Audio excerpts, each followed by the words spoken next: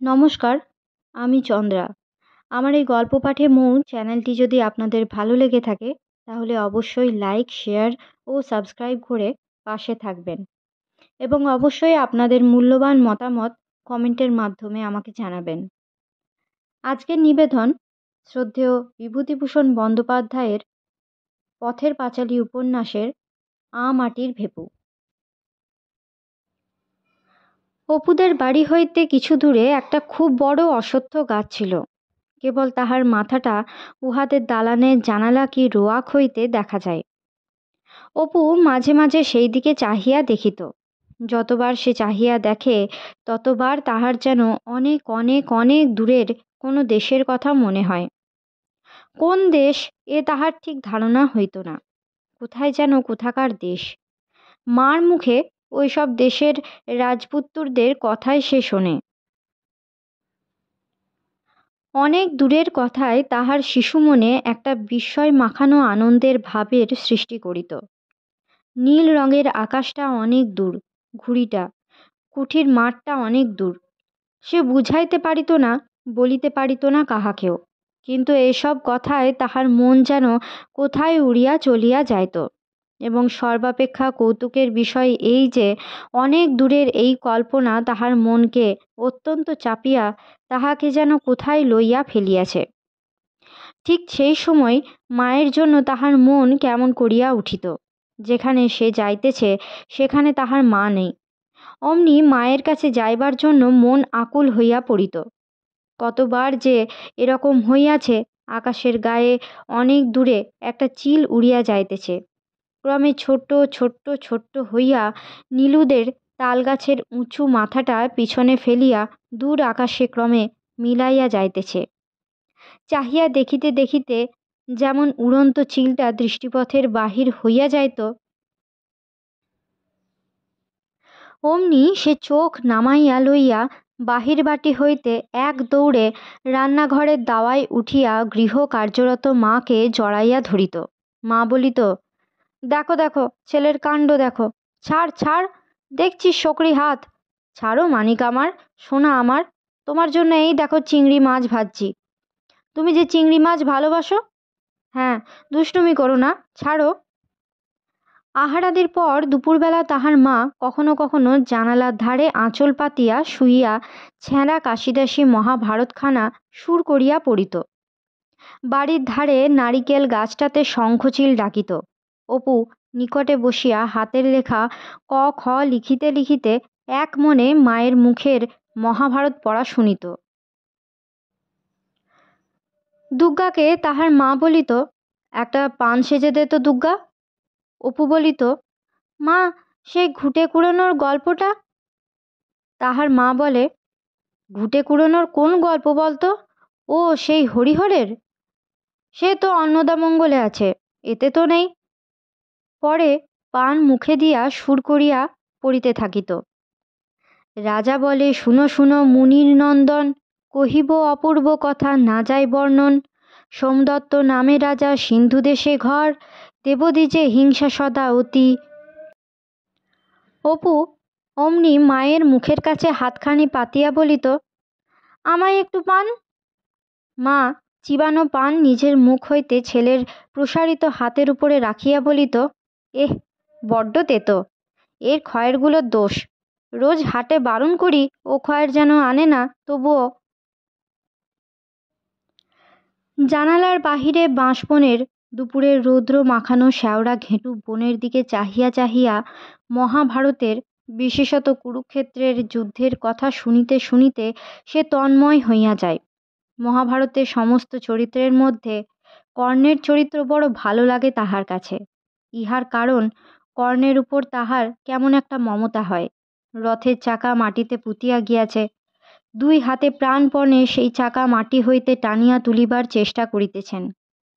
সেই নিরস্ত্র অসহায় বিপন্ন কর্ণের অনুরোধ মিনতি উপেক্ষা করিয়া অর্জুন তীর ছুঁড়িয়া তাহাকে মারিয়া ফেলিলেন। মায়ের মুখে এই অংশ শুনিতে শুনিতে দুঃখের অপুর শিশু হৃদয় পূর্ণ হইয়া উঠিত। চোখের জল বাগ মানিত না।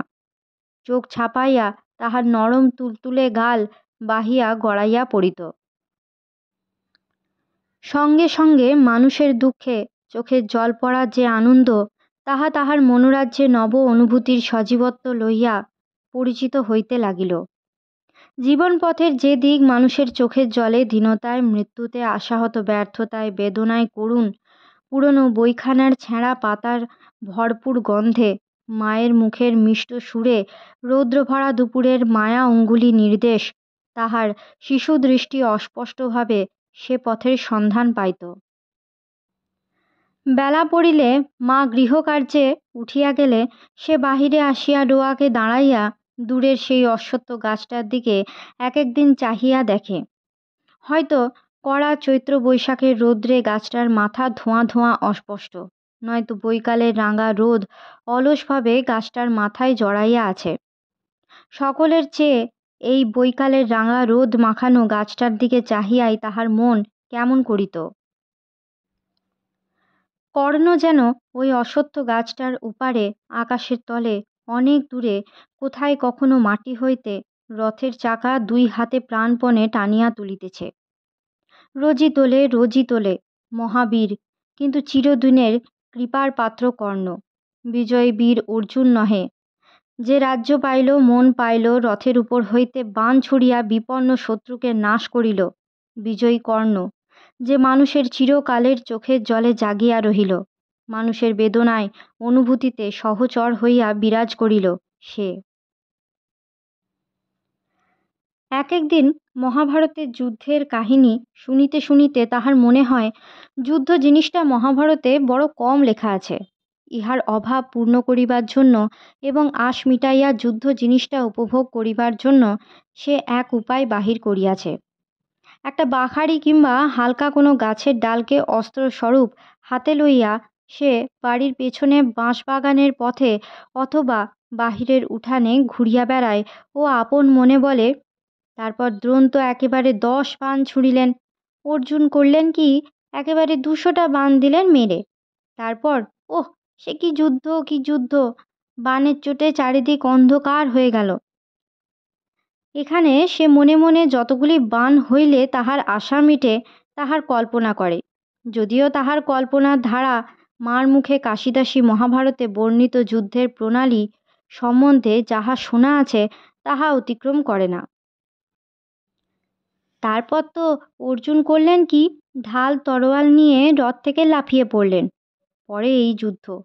দুর্যোধন এলেন, ভীম এলেন, বানে বানে আকাশ অন্ধকার করে ফেলেছে। আর কিছুই দেখা গেল না। মহাভারতের রথিগণ মাত্র 18 দিবস যুদ্ধ করিয়া নাম কিনিয়া গিয়াছেন, কিন্তু রক্তমাংসের দেহে জীবন্ত থাকিলে তাহারা বুঝিতে পারিতেন যশলাভের পথ ক্রমশই কিরূপ দুর্গম হইয়া পড়িতেছে। বালকের আকাঙ্ক্ষা নিবৃত্তি করিতে তাহারা মাসের পর মাস সমানভাবে অস্ত্রচালনা করিতে পারিতেন কি? গ্রীষ্মকালের দিনটা, বৈশাখের মাঝামাঝি। নীলমণি রায়ের ভিটার দিকে জঙ্গলের ধারে সেদিন দুপুরের কিছু পূর্বে দ্রোণগুরু বড় বিপদে পড়িয়াছিলেন। কপিধ্বজ রথ একেবারে তাহার ঘাড়ের উপরে। গাণ্ডীব ধনু হইতে ব্রহ্মাস্ত্র মুক্ত হইবার বিলম্ব চক্ষের পলক মাত্র। কুরু সৈন্যদলে হাহাকার উঠিয়াছে। এমন সময় শেওড়া বনের ওদিক হইতে হঠাৎ কে কৌতুকের কণ্ঠে জিজ্ঞাসা করিল, ও কি রে অপু?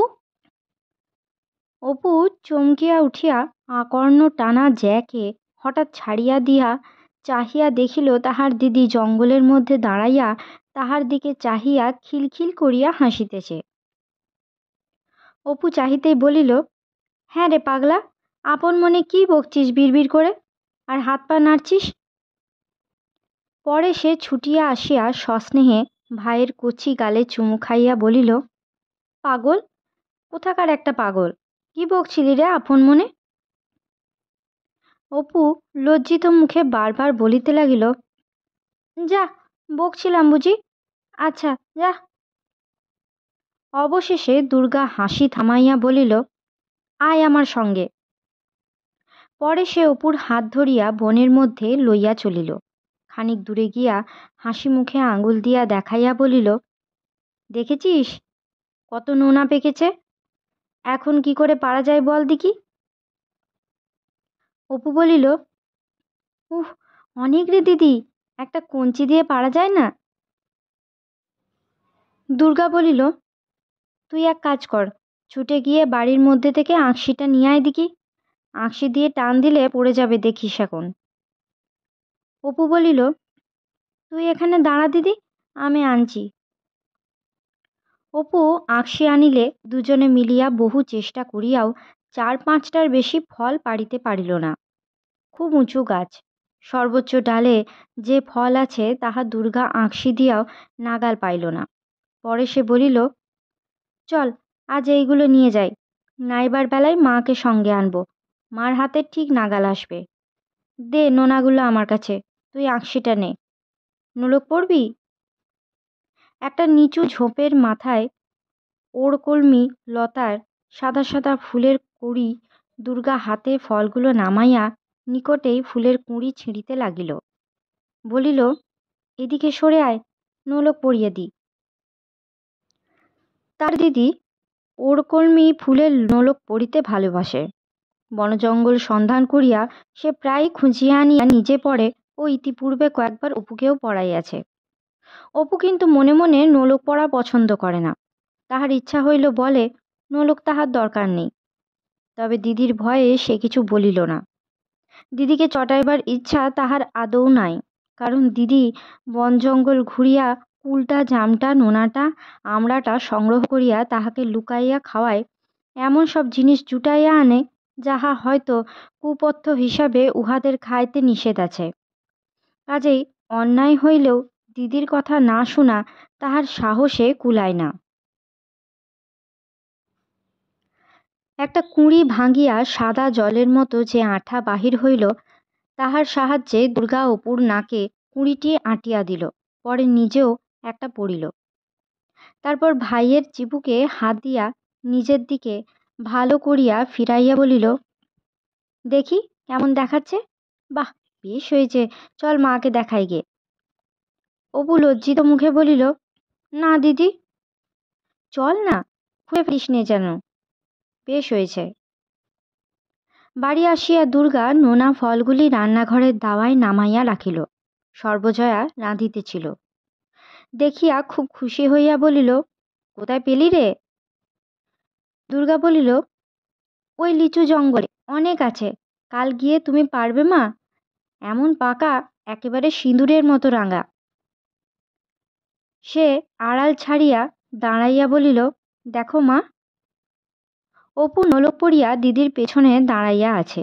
সর্বজয়া হাসিয়া বলিল, ও মা, ও আবার কে রে?